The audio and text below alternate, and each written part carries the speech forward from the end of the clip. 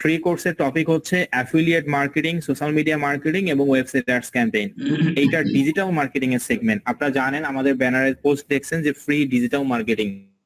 তো digital marketing এর মধ্যে যে তিনটা সেক্টর আছে, সব থেকে যে তিনটা সেক্টর ভালো, এই তিনটা সেক্টর নিয়ে আমরা কিন্তু এই কোর্সে কথা বলবো। এই যে দেখতে পাচ্ছেন আমার স্ক্রিনে, affiliate marketing, social media marketing এবং ওয়েবসাইট অ্যাডস ক্যাম্পেইন।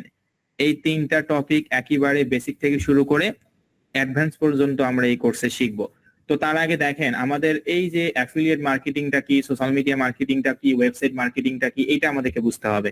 যে স্যার ঠিক আছে, বুঝতে পারলাম, ফ্রি কোর্সটা এই কারণে নিচ্ছেন কারণ এখান থেকে গুটি করে স্টুডেন্টকে আপনারা নিবেন যারা আপনাদের কোম্পানির সঙ্গে কাজ করে। পাশাপাশি আপনি এটাও বললেন এখানে আমরা যারা আছি সকলকেই, যদি সকলে আমরা ভালোভাবে কাজ করি আমরা সকলকেই হচ্ছে আপনারা নিবেন। পাশাপাশি আপনি এটাও বললেন যে এখানে সর্বনিম্ন 2 জিবি র্যামের যদি কোনো ডিভাইস হয়ে থাকে তাহলে আমরা এই কাজগুলো করতে পারবো। আর আবার এইটাও বললেন যে স্যার এখানে হচ্ছে ডিজিটাল মার্কেটিং এর মধ্যে যে তিনটা সেক্টর এখানে আছে আমাদের কোর্সের টপিকে, একটা হচ্ছে affiliate marketing, social media marketing এবং ওয়েবসাইট অ্যাডস ক্যাম্পেইন। এই পর্যন্ত আমরা বুঝতে পারছি। তারপর স্যার আমরা কি করব? হ্যাঁ, আমরা তারপর যে বিষয়টা দেখবো যে এখানে লেখা আছে, দেখেন, হোয়াট ইজ ফ্রিল্যান্সিং। ফ্রিল্যান্সিংটা আসলে কি? What is outsourcing? ফ্রিল্যান্সিং কি এবং আউটসোর্সিং কি, এটা আমাদেরকে বুঝতে হবে। ফ্রিল্যান্সিং হচ্ছে ঘরে বসে অনলাইনের মাধ্যমে কোনো একটা দেশের বাইরের সঙ্গে আপনি কথা বললেন, ওই বাইরের কাছ থেকে আপনি একটা কাজ নিলেন, কাজটার বিনিময়ে যে ডলার বা যে টাকাটা পাচ্ছেন সেটাই হচ্ছে ফ্রিল্যান্সিং। ফ্রিল্যান্সিংটা কি, এটা যদি আমি একেবারে আরো ভালোভাবে বোঝানোর চেষ্টা করি একেবারে সহজ ভাষায়, সহজ পদ্ধতিতেই, ফ্রিল্যান্সিং হচ্ছে ঘরে বসে অনলাইনের মাধ্যমে কোনো একটা দেশের বাইরের সঙ্গে আমি কথা বললাম, ওই বাইরের কাছ থেকে আমি একটা কাজ নিলাম, ওই কাজটার বিনিময়ে আমি যে একটা ডলার বা যে টাকাটা পাচ্ছি সেটাকে মূলত বলা হয় ফ্রিল্যান্সিং। আর আউটসোর্সিং কাকে বলে? আউটসোর্সিং হচ্ছে এখানে সরাসরি আমরা বাইরের সঙ্গে কথা বলতে পারবো না, কথা বলে কাজটা নিতে পারবো না। ফ্রিল্যান্সিং এ যেরকম আমরা সরাসরি বাইরের সঙ্গে, মানে ঘরে বসে বাইরের সঙ্গে কথা বললাম, একটা কাজ নিলাম, কাজটার বিনিময়ে যে ডলার বা যে টাকাটা পাইলাম সেটা ফ্রিল্যান্সিং এর মধ্যে পড়লো। কিন্তু আউটসোর্সিং এ কিন্তু এখানে সরাসরি বাইরের সঙ্গে আমরা কথা বলতে পারবো না, এখানে তৃতীয় পক্ষ থাকবে। এখন তৃতীয় পক্ষ সেটা হতে পারে কোনো ব্যক্তি অথবা কোনো প্রতিষ্ঠান যার আন্ডারে আমাদেরকে কাজ করতে হবে। কি বললাম? Be careful, very important topic. আউটসোর্সিংটা কি? যে এখানে কোনো একটা তৃতীয় পক্ষ থাকবে, সেটা এখন কোনো প্রতিষ্ঠান থাকতে পারে বা কোনো ব্যক্তি থাকতে পারে যার আন্ডারে আমাদেরকে কাজটা করতে হবে। এই যে আমার স্ক্রিনে কিন্তু সাদা এখানে দেখতে পাচ্ছেন যে হোয়াট ইজ আউটসোর্সিং। আউটসোর্সিং কি? আউটসোর্সিং হচ্ছে মিটিং নাম্বার 1 এ, আশা করি আপনারা সকলেই দেখতে পাচ্ছেন মিটিং নাম্বার 1 এবং 2 এ যারা আছেন, আশা করি সকলেই দেখতে পাচ্ছেন। তো মিটিং নাম্বার 1 এ যারা আছেন এটা একটু তারা একটু মেসেজ দিয়ে বলবেন, যে গ্রুপে আছেন অর্থাৎ দায়িত্বে আছেন মিটিং নাম্বার 1 এ, স্ক্রিনটা কি ঠিকভাবে দেখা যাচ্ছে? একটু আপনি মেসেজে বলবেন প্লিজ, মিটিং নাম্বার 1 এ যে দায়িত্বে আছেন।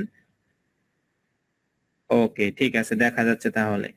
আচ্ছা, তো যেহেতু দুইটা মিটিং এখানে আপনারা দেখতে পাচ্ছেন, এই যে ফার্স্ট মিটিং এ 992 মানে 990 জন স্টুডেন্ট, আবার হচ্ছে সেকেন্ড মিটিং এ হচ্ছে, আমি যে একটু দেখাই আপনাদেরকে, সেকেন্ড মিটিং এ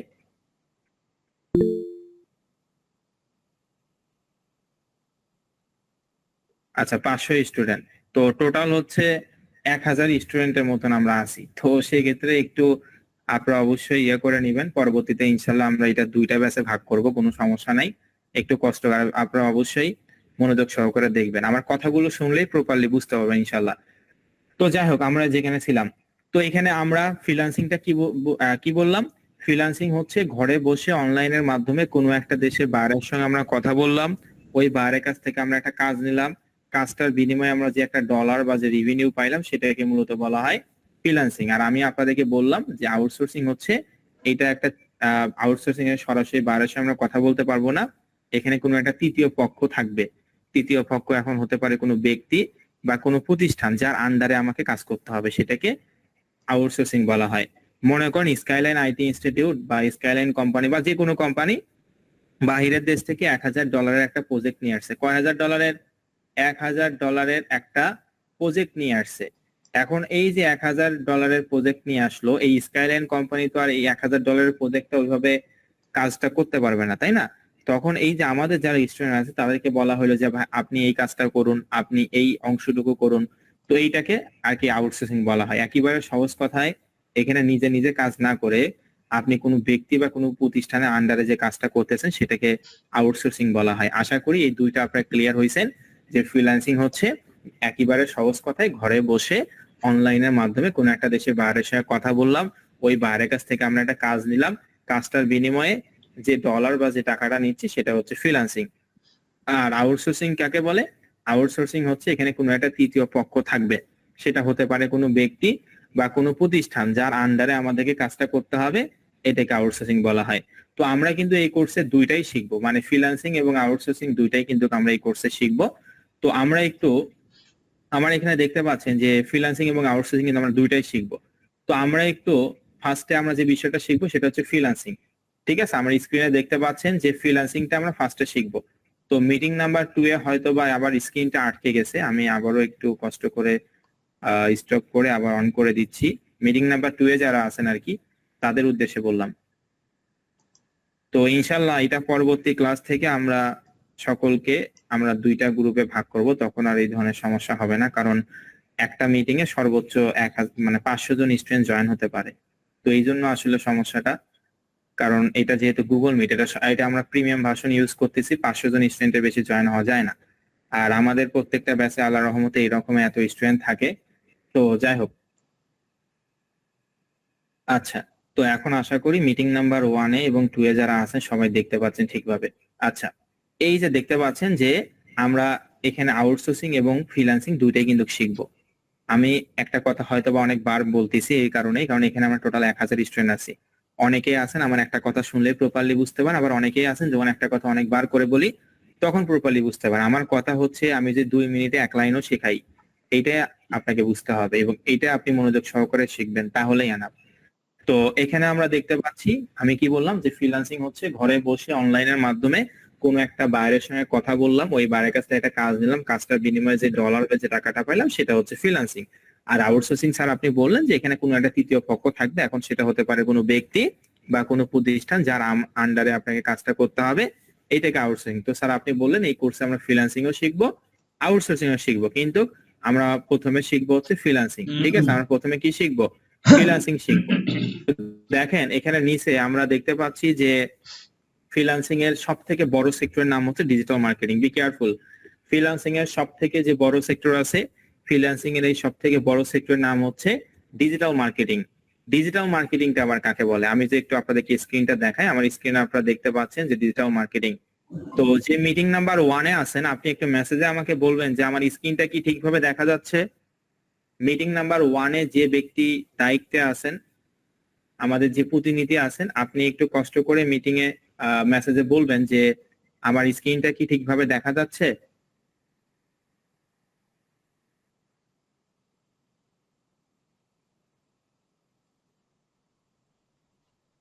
মিটিং নাম্বার 1 এ যে আছেন একটু মেসেজে বলবেন যে আমার স্ক্রিনটা কি ঠিকভাবে দেখা যাচ্ছে।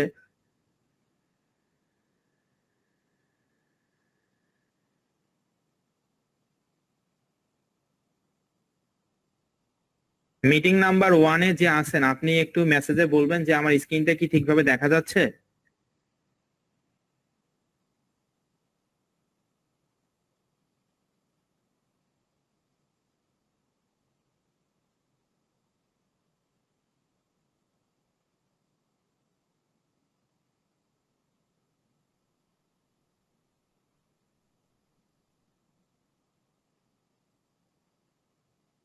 ওকে, জি একটু আপনি ফাস্ট রেসপন্স করবেন, একটু ফাস্ট রেসপন্স করতে হবে। আচ্ছা, তো যাই হোক, তো এখানে হচ্ছে আমরা দেখতে পাচ্ছি যে আমরা ফার্স্টে শিখবো হচ্ছে ফ্রিল্যান্সিং। ঠিক আছে, ফ্রিল্যান্সিং এর সব থেকে বড় সেক্টরের নাম আমি কি বললাম? Digital marketing. ফ্রিল্যান্সিং এর সব থেকে বড় সেক্টরের নাম কি বললাম? Digital marketing. তো ডিজিটাল মার্কেটিংটা কাকে বলে এইটা আমি একটু আপনাদেরকে বলবো। তো দেখেন আমার স্ক্রিনে দেখতে পাচ্ছেন ডিজিটাল মার্কেটিং। ডিজিটাল মার্কেটিং হচ্ছে ডিজিটাল পদ্ধতিতে যে সমস্ত প্রচার প্রচারণা করা হয়, এইটাকে ডিজিটাল মার্কেটিং বলা হয়। আমি আবারও বলতেছি, ডিজিটাল মার্কেটিং কাকে বলে? ডিজিটাল মার্কেটিং হচ্ছে ডিজিটাল পদ্ধতিতে যে সমস্ত মার্কেটিং করা হয় এগুলোকে ডিজিটাল মার্কেটিং বলা হয়। তো একটা এক্সাম্পল দেই যে স্যার ঠিক আছে বুঝতে পারলাম, আপনি বললেন যে ডিজিটাল মার্কেটিং হচ্ছে ডিজিটাল পদ্ধতিতে যে সমস্ত মার্কেটিং করা হয় বা প্রচার প্রচারণা করা হয় এগুলোকে ডিজিটাল মার্কেটিং বলা হয়। তো ডিজিটাল মার্কেটিং এর কিছু এক্সাম্পল যদি আমি আপনাদেরকে দেই, মনে করেন আমরা যখন রাস্তা মানে বাসা থেকে বের হই বা বাড়ি থেকে বের হয়ে রাস্তা দিয়ে হাঁটি, হেঁটে কিন্তু আমরা আশেপাশে দেওয়ালের আশেপাশে বিভিন্ন পোস্টার দিয়ে আঠা দিয়ে লাগানো, বিভিন্ন পোস্টার লাগানো, তারপর হচ্ছে ব্যানার লাগানো, তাই না? আমরা যখন রাস্তা দিয়ে হেঁটে যাই, বাসা থেকে যখন বের হই বা বাড়ি থেকে যখন বের হই, তখন আমরা কি দেখি? আশেপাশে ডানে বামে সামনে পিছনে বিভিন্ন দেওয়ালে আঠা দিয়ে পোস্টার লাগানো, বিভিন্ন বড় বড় ব্যানার টানায় দেওয়া। তো এগুলো কিন্তু এক ধরনের মার্কেটিং, তবে এটা অ্যানালগ মার্কেটিং। আর আমি আপনাদেরকে ফার্স্টে অ্যানালগ মার্কেটিং এর এক্সাম্পল গুলো মুখে বলে বোঝাচ্ছি এই কারণে, কারণ অ্যানালগ মার্কেটিংটা যদি আপনি বুঝতে পারেন, ডিজিটাল মার্কেটিংটাও কিন্তু বুঝতে পারবেন। একেবারে সহজ কথায়, এখানে আমরা ডিজিটাল মার্কেটিং বোঝার জন্য আমাদেরকে ফার্স্টে অ্যানালগ মার্কেটিং বুঝতে হচ্ছে। যে স্যার ঠিক আছে, আপনি বললেন বাসা থেকে বের হয়ে আমরা দেখি দেওয়ালের আশেপাশে বিভিন্ন জায়গায় বিভিন্ন আঠা দিয়ে পোস্টার লাগানো, তারপর হচ্ছে বিভিন্ন লিফলেট আমরা দেখতে পারি, ঠিক আছে? তো এগুলো এক ধরনের মার্কেটিং, আপনি বলেন অ্যানালগ মার্কেটিং। তারপর একটা সেকেন্ড আমি আর একটা হচ্ছে অ্যানালগ মার্কেটিং এর এক্সাম্পল দেই। মনে করেন বসুন্ধরা গ্রুপ। কি বললাম?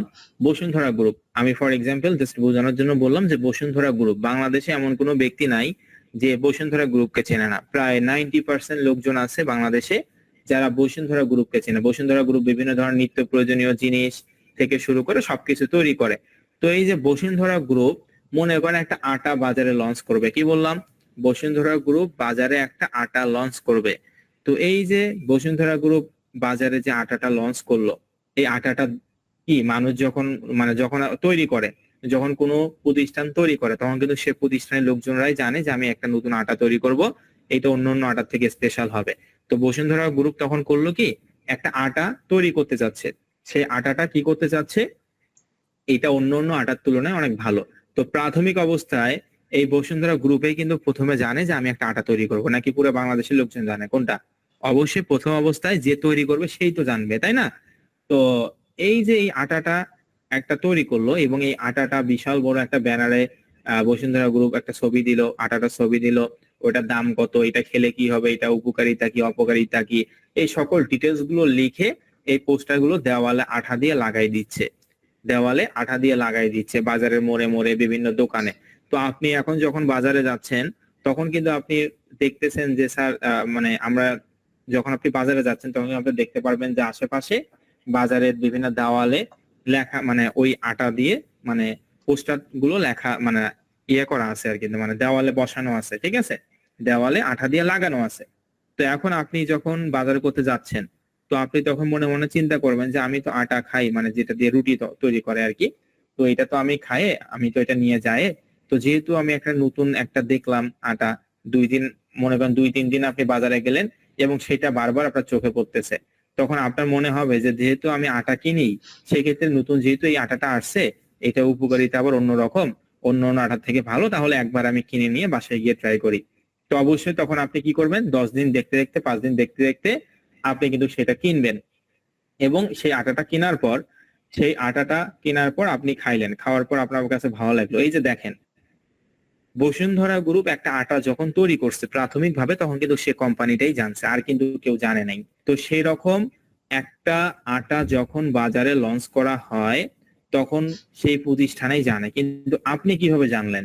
এই যে প্রচার করলো, বিভিন্ন আটা দিয়ে পোস্টার তৈরি করে হোক বা বিভিন্ন ধরনের ব্যানার তৈরি করে হোক, আপনি দেখলেন এবং তখন ওখান থেকেই তো কিনলেন, তাই না?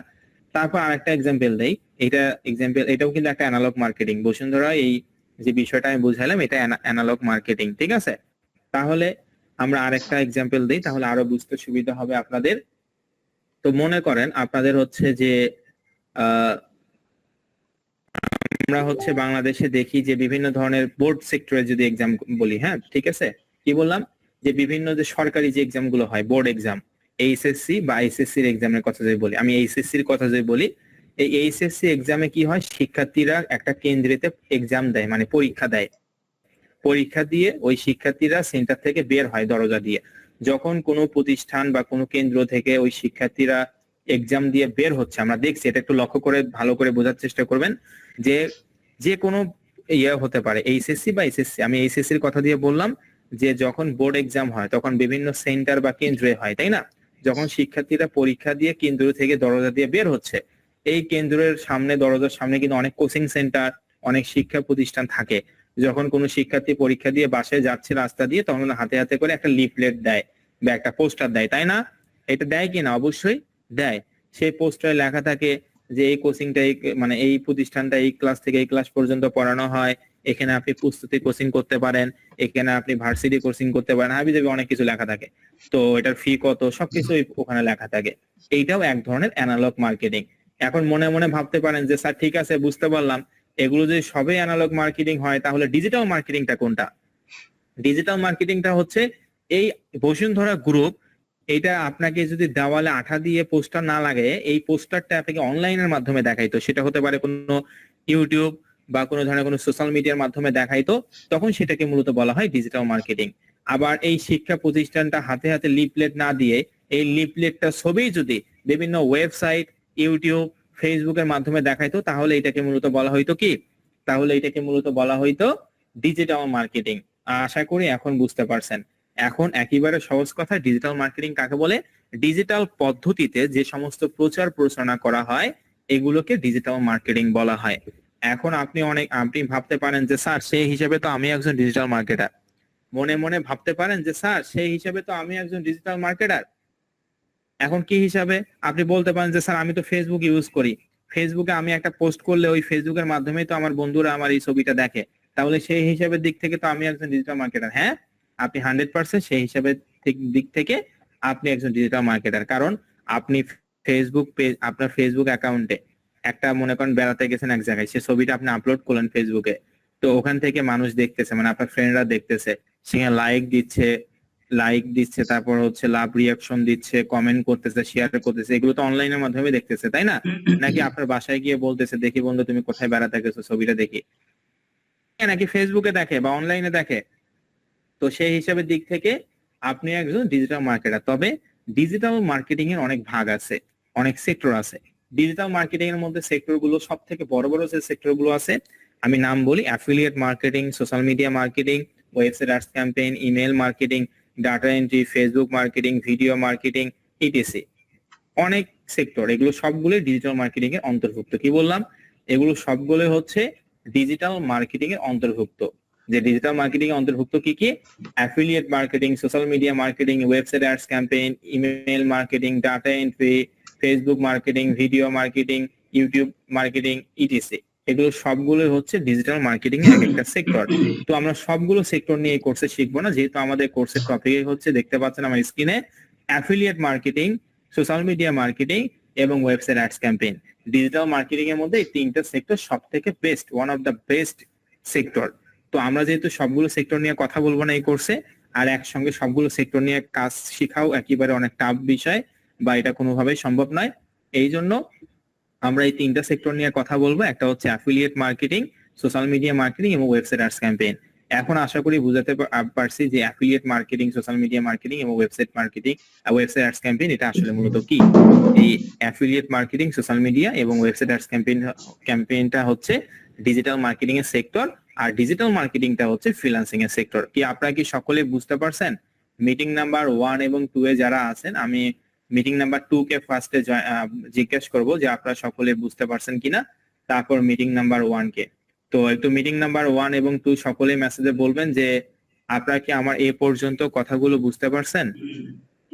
সকলে একটু মেসেজে বলবেন কথাগুলো কি সকলে বুঝতে পারছেন এ পর্যন্ত আমি যেগুলো বললাম। সকলে একটু রেসপন্স করবেন, না হলে আমি বুঝতে পারবো না যে আসলে আপনারা আমার কথাগুলো বুঝতে পারছেন কিনা। তো মিটিং নাম্বার 1 এবং 2 এ যারা আছেন সকলে একটু মেসেজে বলবেন এ পর্যন্ত কি আপনারা আমার কথাগুলো বুঝতে পারছেন।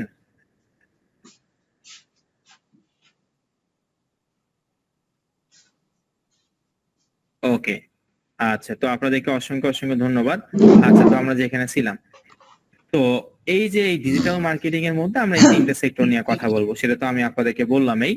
আর এই affiliate marketing, social media marketing এবং ওয়েবসাইট অ্যাডস ক্যাম্পেইনটা হচ্ছে ডিজিটাল মার্কেটিং এর এক একটা সেক্টর। এই সেক্টর গুলো নিয়ে আমরা কাজ করব। তো দেখেন, এখানে আমরা এইটা যদি দেখি, ট্রাফিক, আমাদের একটা নতুন একটা ওয়ার্ড চলে আসছে আমার স্ক্রিনে দেখতে পাচ্ছেন যে ট্রাফিক। ট্রাফিক মানে কি? ট্রাফিক মানে পিপল বা লোকজনকে বোঝাচ্ছে। ফ্রিল্যান্সিং এর ভাষায় ট্রাফিক মানে কি? নতুন একটা ওয়ার্ড কিন্তু আমরা পাইছি। ট্রাফিক মিন্স হচ্ছে পিপল বা লোকজনকে বোঝাচ্ছে। এখানে আমি বলতে পারি যে এখানে আমরা প্রায় 1000 স্টুডেন্ট আছি, এই 1000 স্টুডেন্ট আমার হচ্ছে ট্রাফিক। তার মানে কি, ট্রাফিক মানে হচ্ছে লোকজন। এখানে কিন্তু ওই ট্রাফিক পুলিশ আর ট্রাফিক জ্যামের কথা না। ফ্রিল্যান্সিং এর ভাষায় ট্রাফিক মিন্স পিপল বা লোকজন। জাস্ট এতটুকু মনে রাখুন যে ট্রাফিক মানে হচ্ছে পিপল বা লোকজনকে বোঝাচ্ছে। তো হয়তোবা আমার স্ক্রিনটা একটু আটকে গেছে, এটা আসলে করার কিছুই নাই, কারণ যেহেতু দুইটা মিটিং, আমি ইনশাল্লাহ আপনাদেরকে এই টপিকের উপরে আমি এই ভিডিওটা আপনাদের হোয়াটসঅ্যাপ গ্রুপে দিয়ে দিব, কোনো সমস্যা নাই, ঠিক আছে? জাস্ট আমার কথাগুলো বোঝার চেষ্টা করুন, ইনশাল্লাহ আপনারা এতে করে বুঝতে পারবেন ভালো করে। তো আমি একটু তারপরে মিটিং নাম্বার 1-এ অফ করে আবার অন করতেছি, কারণ একসঙ্গে দুইটা মিটিং এ আসলে জয়েন হইলে এটা একটু সমস্যা হয়, গুগল মিট সমস্যা করে, কিন্তু এমনি একটাই যদি আমি ইয়েভাবে করি তখন আবার এটা ঠিক থাকে। তো যাই হোক, মিটিং নাম্বার 1-এর আমি মিটিংটা অফ করে দিছি, মানে স্ক্রিন শেয়ারটা অফ করছি, আমি আবার অন করব। Meeting number cost per install আপনি কত টাকা ইনকাম করবেন সেটাকে মূলত বলা হয় সিপিআই। সিপিএল কস্ট পার লিডে আপনি কত টাকা ইনকাম করবেন সেটাকে মূলত বলা হয় সিপিএল।